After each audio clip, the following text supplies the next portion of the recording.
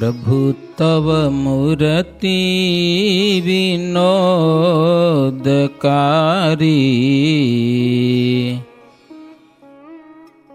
ते विसरे नहीं विसारी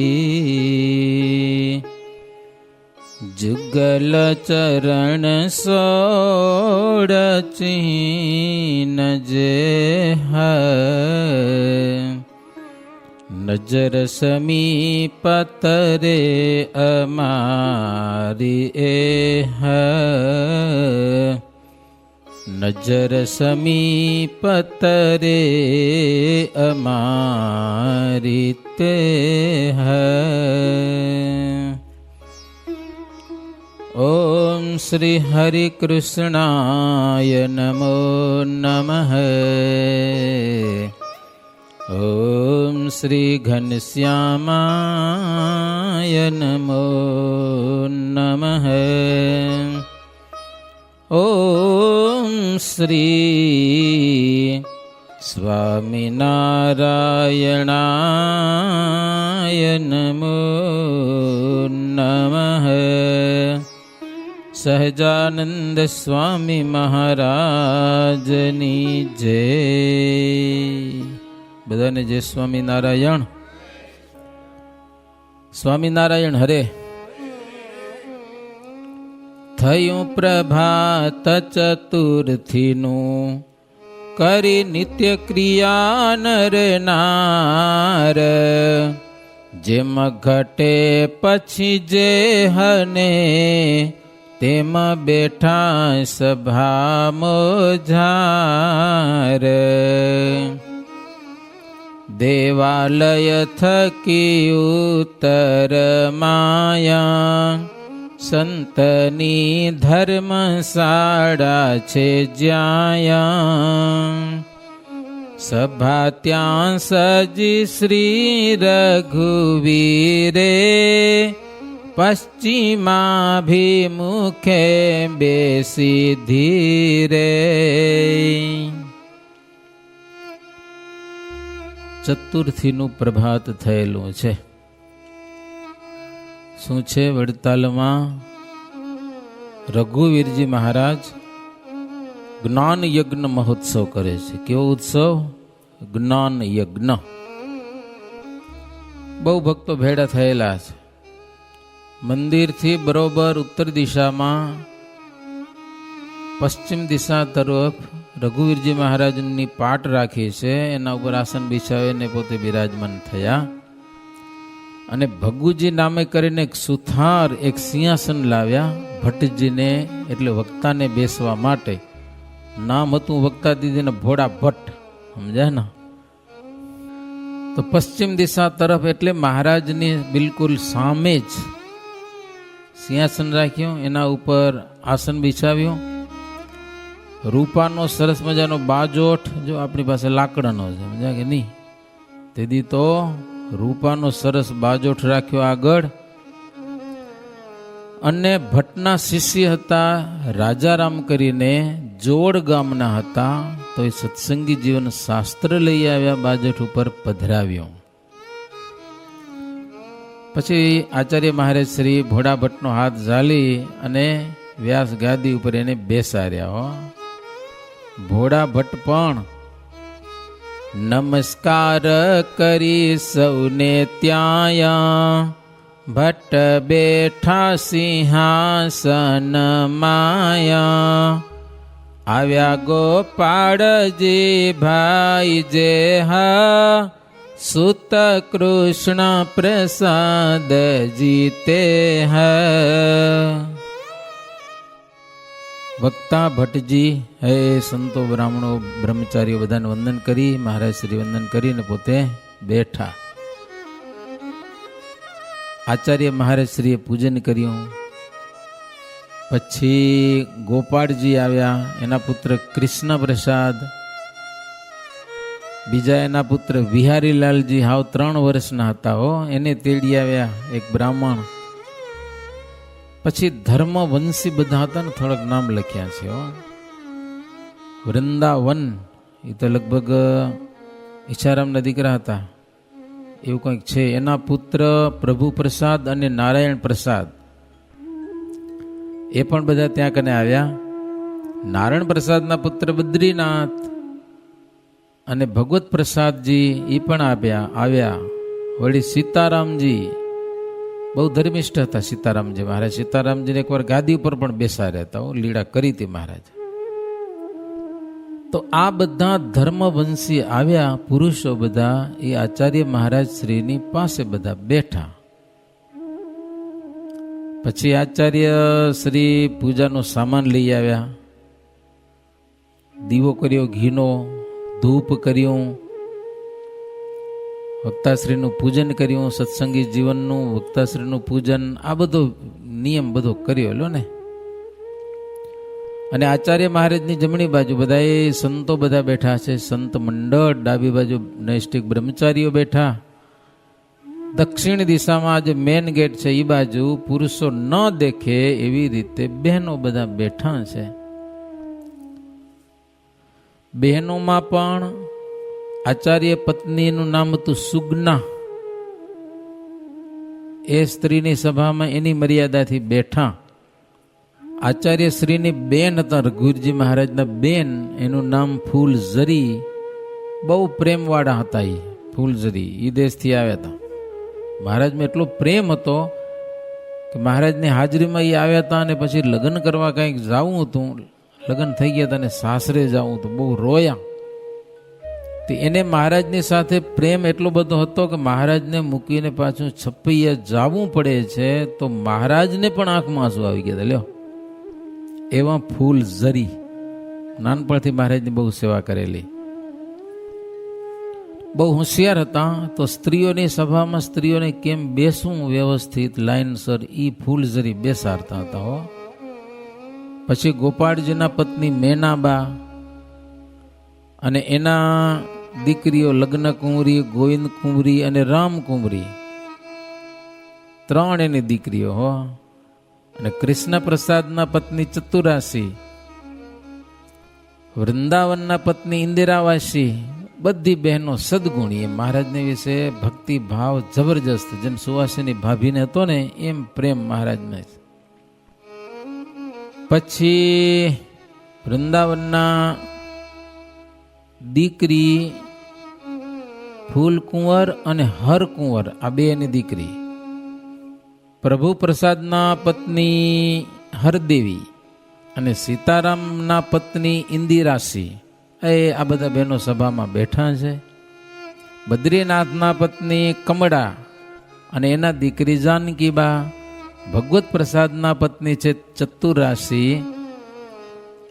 આ બધા સભામાં બેઠા હો. રામબા, સુખબા, વાલબાઈ, કુંવરબા, આ બધા બહેનો સભામાં વ્યવસ્થિત પોતપોતાની મર્યાદામાં બેઠા છે. પછી પૂજન કરવાને કાજ ઉઠ્યા આચાર્યજી મહારાજ. પહેલી પુસ્તકની પૂજા કરી, હેતે હેમાતણી મોર ધરી. પછી ભટ્ટજીનું પૂજન કીધું, વસ્ત્રભૂષણનું દાન દીધું. કરી આરતી પ્રીતથી ઘાણી, ભટ્ટજીની ને પુસ્તક તણી. બધા બેહી ગયા. પછી વ્યવસ્થિત પૂજા થઈ. આચાર્ય મહારાજ શ્રી સત્સંગી જીવનનું પૂજન કર્યું.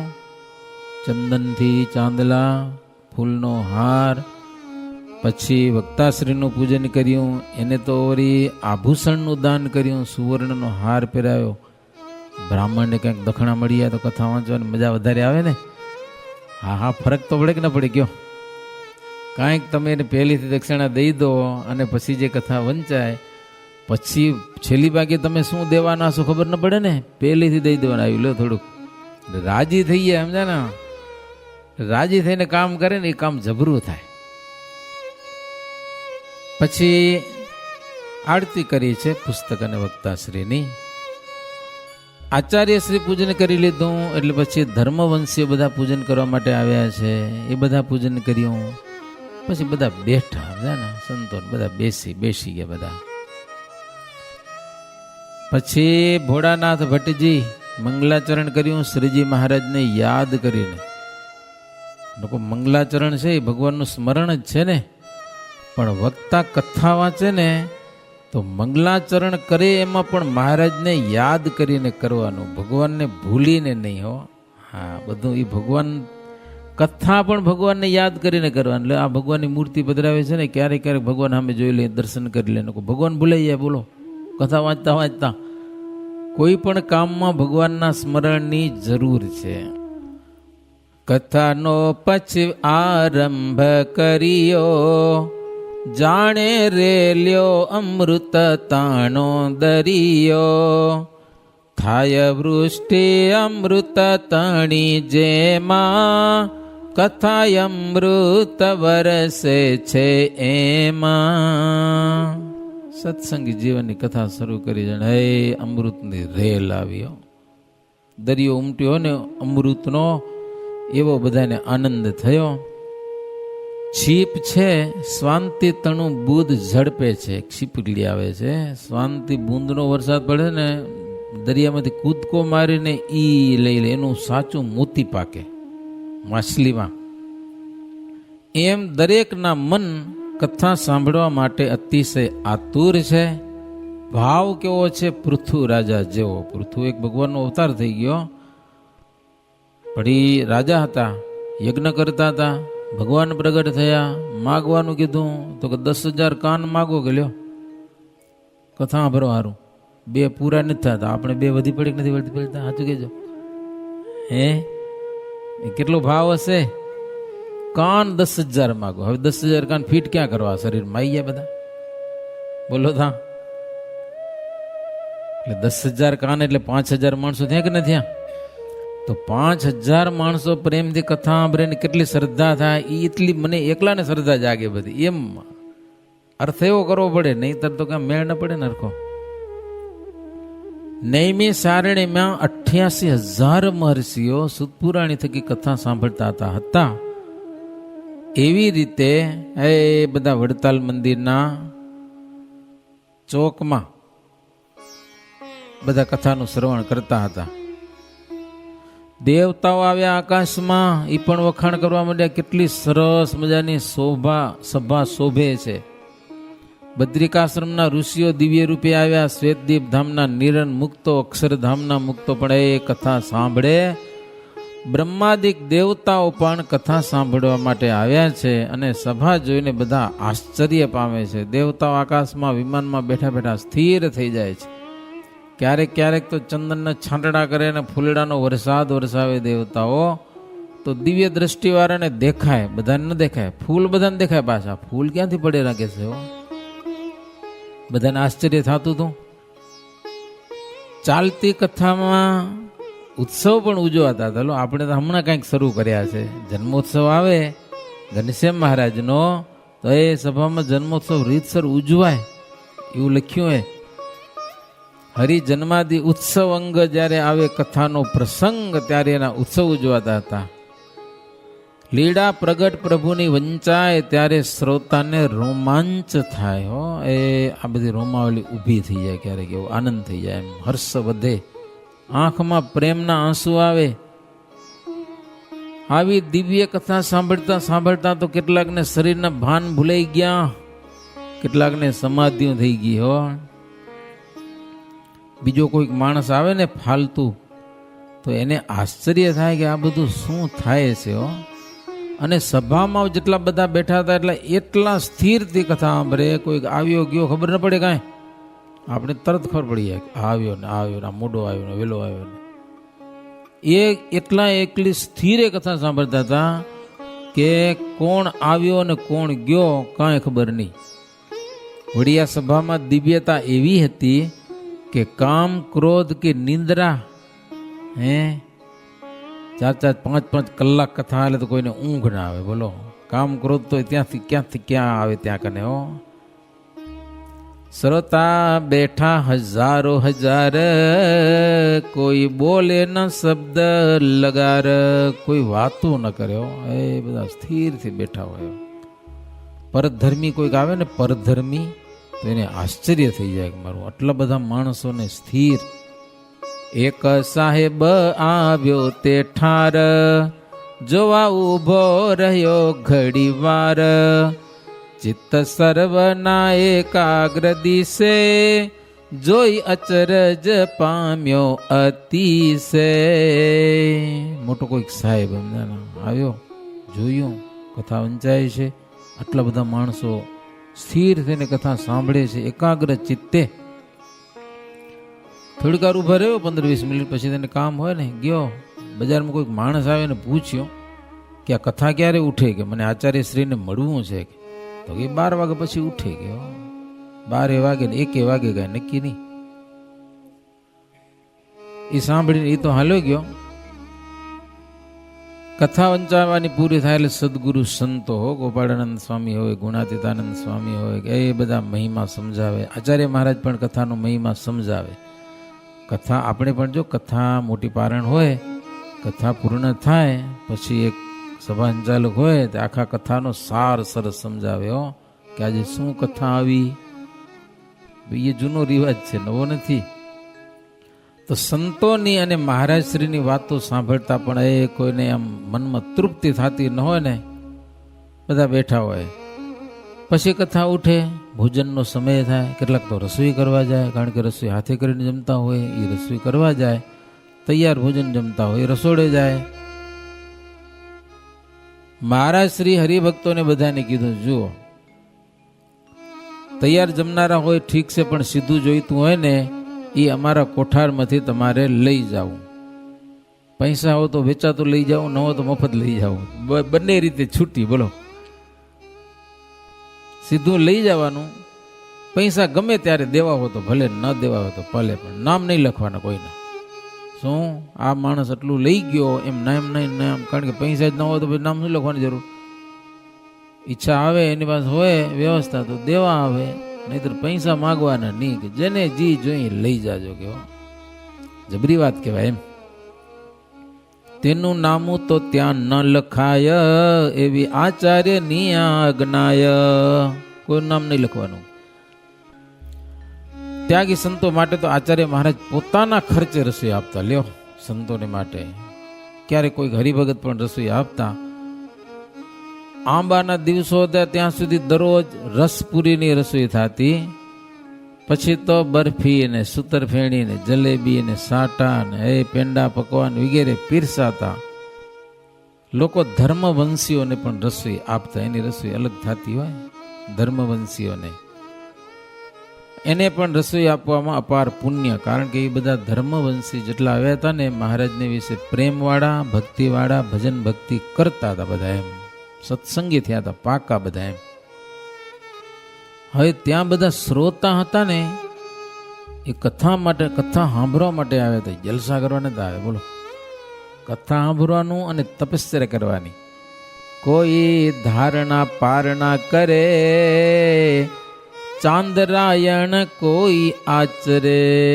એક દી જમે ને એક દી ઉપવાસ. બોલો, ધારણા પારણા કરે. કોઈ ચાંદ્રાયણ વ્રત કરે, 8 કોડિયા જમી લેવાના આખો દિવસ. 24 કલાકમાં માત્ર આટલા 8 કોડિયા જમવાના. આટલા લીંબુ ને ફળ. હવે તો લીંબુનો વિશ્વાસ ન કરે. આવડો મોટા આવી ગયા એ નહીં. નાનકડા લીંબુ આવે ને એટલા લીંબુ વાળા 8 કોડિયા આખો દિવસમાં. ચાંદ્રાયણ અલગ અલગ જાતના આવે. શિશુ ચાંદ્રાયણ કહેવાય. સવારે 4 કોડિયા અને સાંજે 4 કોડિયા. પછી વળી જવ ચાંદ્રાયણ આવે, વચમાં જાડું હોય, મહિનાનું વ્રત કહેવાય. હો, એ વધતા જાય ને પછી વળી ઘટતા જાય ને. આમ સત્સંગજીનું બધું રીત બતાવીએ. કોઈક તો એક જ વાર જમે, બસ એક જ ટાણું, પછી કાંઈ નહીં. કોઈક માત્ર સાથવો જમી લે. ધાન શેકીને લોટ દરીને લઈ આવે, અમે મીઠું બીઠું મિક્સ કરીને પાણી નાખીને જમી લેવાનું, બસ વાત પૂરી. પાણી પીને જલસા, કાંઈ ન ખપે. હો, કોઈક ફલાહાર કરે.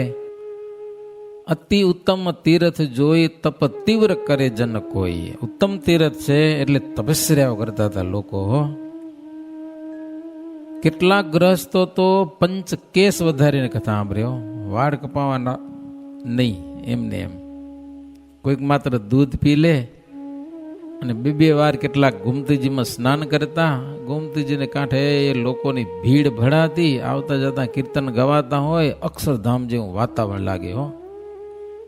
તેનો શબ્દ રહે બધે ગાજી, થાય શ્રીજી સુણી બહુ રાજી, જ્યાં પ્રસાદીના સ્થાન ગણાય, જનો દર્શન કરવા ત્યાં જાય.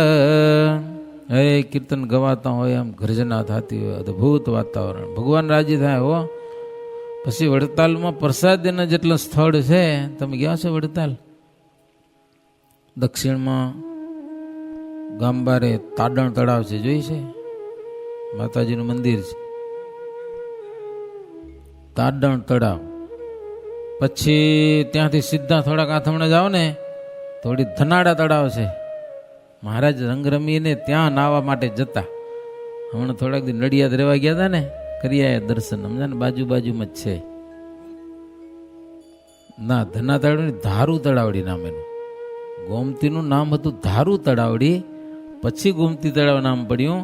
અને ઓલી ધનાડા તળાવ છે, ધના તળાવ, એ દક્ષિણ દિશામાં છે. તો આ બધી જગ્યાએ માણસો અવારનવાર દર્શન કરવા જાય. મહારાજ અહીંયા રંગ રમ્યા હતા, આ તળાવ મહારાજ નાહ્યા હતા, એ સ્મરણ થાય મહારાજનો. પરસ્પર ભેળા થાય તો ગામ ગપાટા કોઈ ન મારેલો. ભગવાનની જ વાતું, મહારાજના લીડાની વાતું, કથા શું સાંભળી, શું વાત યાદ રાખી તમે આજે, એવું વાતાવરણ કે જાણે ત્યાં જ અક્ષરધામ છે એવું લાગતું હતું. હવે સાહેબની કહું વાત, સુણો ભૂપય ભેસિંહ બ્રાત. વાગ્યા 12 ઉપર 2 જ્યારે, આવ્યો સાહેબ મળવાને ત્યારે. 2 વાગી ગયા, બોલો, 2 વાગ્યાથી કથા ચાલુ. પછી કથા ઉઠી 2 વાગે, એટલે સાહેબ મળવા આવ્યા હો.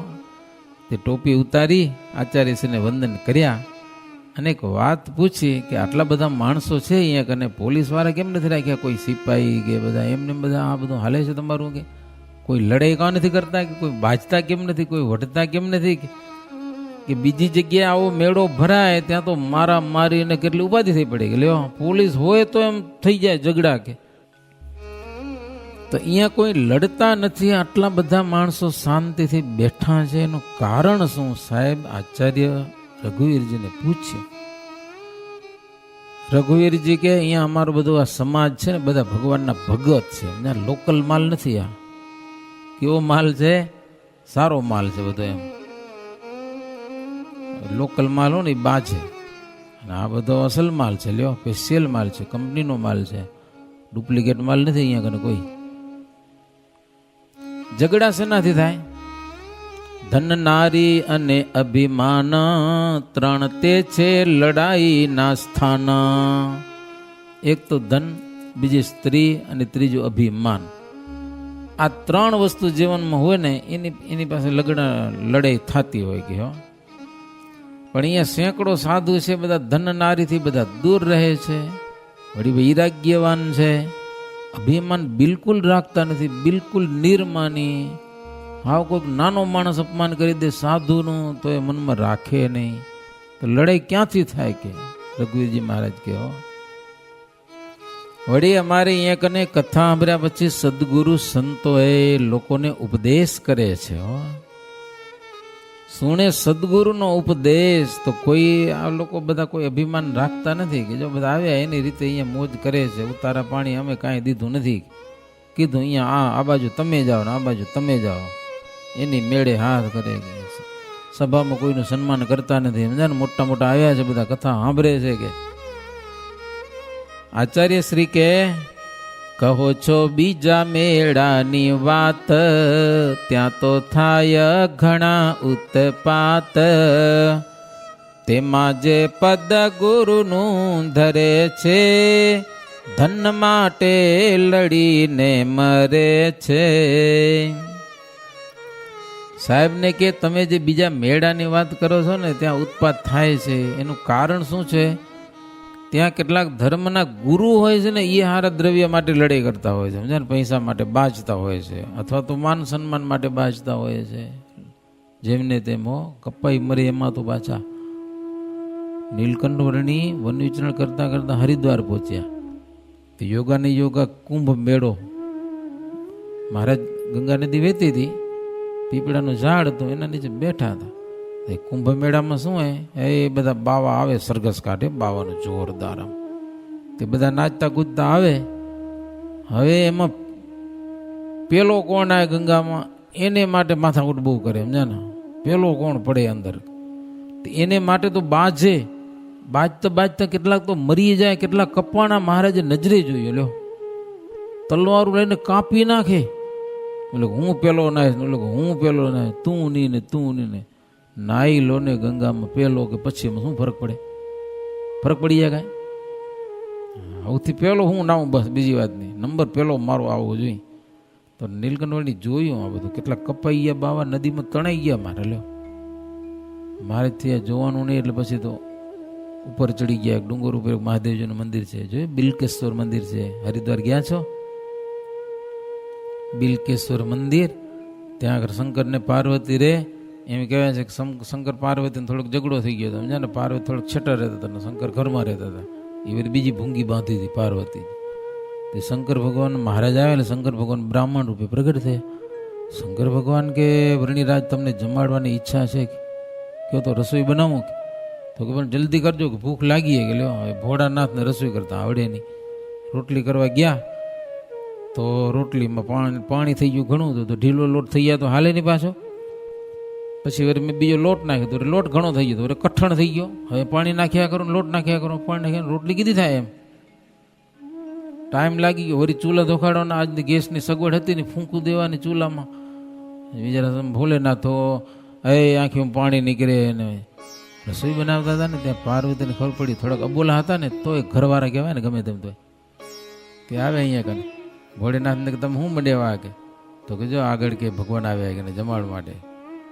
તો પાર્વતી કે તમારા કરતા મોટું કોણ હે કે? ભગવાન મહાદેવજી કે મોટા હે કે, જુઓ કે નિરખીને દર્શન કરો.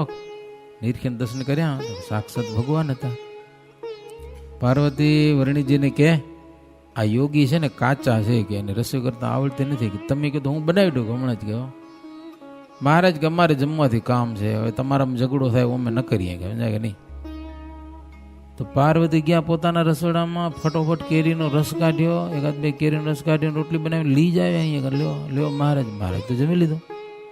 જમી વાસણ મહારાજ ચડું પાણી કરીને વાસણ લઈ ગયા સતી પોતાના રસોડે બધું. મહારાજ પછી બેઠા હતા ને ભોલેનાથ આવ્યા, લો થાળ લઈને. મહારાજ કે હવે તમને ટાઈમ લાગી ગઈ બહુ, હવે ભૂખ અમારી મરી ગઈ. કે લ્યો મહારાજ કે વાયુ ભરાઈ ગયો. જમી લીધું એમ તો ન કહેવાય ને, પાછો વળી ઝઘડો થાય તો પાછો. પેટમાં વાયુ ભરાઈ ગયો, જમાય એમ નથી. કે ભોલેનાથ કે પ્રભુ જમો એટલે વાયુ નીકળી આવશે, સમજાય કે નહીં. તો મહારાજ એનો ભાવ જોડે જમ્યા. બિલકેશ્વર મંદિર છે, થોડુંક ડુંગરામાં છે, એ હરિયાળો પ્રદેશ છે, હરિદ્વાર. તો મહારાજ જોયું હતું ત્યાં કને માત્ર પેલો નાવા માટે ઝઘડે કરે ને એમાં કેટલાક મરી ખપે. શું ઝઘડવાની જરૂર હોય કે? તો બીજા મેળામાં લડાઈ થાય છે, એનું કારણ એ છે કાં તો ધનને માટે લડાઈ થાય ને કાં તો માનને માટે લડાઈ થાય. મારો નંબર પેલો આવવો જોઈએ. હો રઘુવીરજી કે ધર્મી મળી તીરથમાં હી જાય, તેમાં લડાઈ કદીએ ન થાય. સારા ગુરુનો સુણ્યું ઉપદેશ, મહાત્મ્યને સંપવધે વિશેષ. ધર્મિષ્ઠ માણસ પ્રવાસ જાય યાત્રામાં, લડાઈ ન થાય કે હો. કારણ કે સદગુરુનો ઉપદેશ સાંભળે તો એને તો મહિમા પરસ્પર એકબીજાનો. જો ક્રોધી લોભી કામી હોય તો એમાં પાપ પ્રવેશ કરી જાય, તીર્થોનું પણ, અને એમાં પછી ઝઘડા થાય કે તીર્થોમાં વધારે થાય. જે ક્રોધાંધ છે, કામાંધ છે, હા એ લડાઈ કરવામાં પછી એને શરમ એ ના આવે. પછી શું થશે કાંઈ લાજબાજ ના આવે તો ચોટી પડે, જેમ તેમ મળી પડે. લોક લાજ એને આડી ના આવે, જેનામાં ગંભીરતા ન હોય એવા બધા લડાઈ કરે કે જેને બહુ માનની ઈચ્છા હોય, હઠીલાઈનો સ્વભાવ, હું કહું એમ થવું જોઈએ, આ બધા લડાઈ કરે કે જેને આ જગતમાં લીંદા થાય એની કાંઈ પડી ન હોય, જેને કહેવાય નકટા નાક વગરના, જાને તો એવા બધા લડાઈ કરે કે અજ્ઞાની લોકો. પણ અમારે અહીંયા કેવું છે, ગુરુ થઈને ઉપદેશ દે છે, સંસાર જૂઠો જનને કહે છે, પોતે લડે તે જરમાટ જોય, માને ન તેનો ઉપદેશ કોય. રઘુવીરજી કે અમારા સંતો છે નિયમ ધર્મ પાડે અને ઉપદેશ કરે, અને જગતના બધા ગુરુ હોય ને ઉપદેશ મારે જબરી વાતું કરે, હો વાતું જોરદાર કરે, પણ પોતે હારા કાંઈ ઠેકાણે ન હોય, નિયમ ધર્મ વાળા હાવ કાંઈ નહીં, એમ પોતે પૈસા માટે બાજતા હોય કે. બાકી લડાઈ કોણ કરે? બાળકો બાજે એકબીજામાં, એને લડાઈ કરવાની હોય. સામાન્ય માણસને લડાઈ કરવાનું આવતું જ નથી. કાં તો પછી રાજાનું રાજ જાતું હતું, એને લડાઈ કરવી પડે, એ લડાઈ કરે. બાકી સંસાર જેણે મિથ્યા જાણ્યો છે એને લડ્યાની ઈચ્છા શું થાય કે આ સંસાર ખોટો છે, શેને માટે ઝઘડો કરે? જ્યાં દૈવનો કોપ થાય ને ત્યાં લડાઈ થાય હો. જ્યાં સ્વધર્મમાં ખોટ છે ત્યાં કુસંપ થાય છે, અને ત્યાં લડાઈ થાય છે તુચ્છ પદાર્થ માટે. પણ સત્સંગી છે એ તો બધાને પોતાના કુટુંબી માને છે હો, સંપીને રહે છે. પરસ્પર હરિભગતનો મહિમા સમજે, સાધુ સાધુનો મહિમા સમજે, સાધુ હરિભગતનો મહિમા સમજે, ને હરિભગત સાધુનો મહિમા સમજે, એકબીજાનો મહિમા સમજે, તો લડાઈની વાત ક્યાંથી આવે કે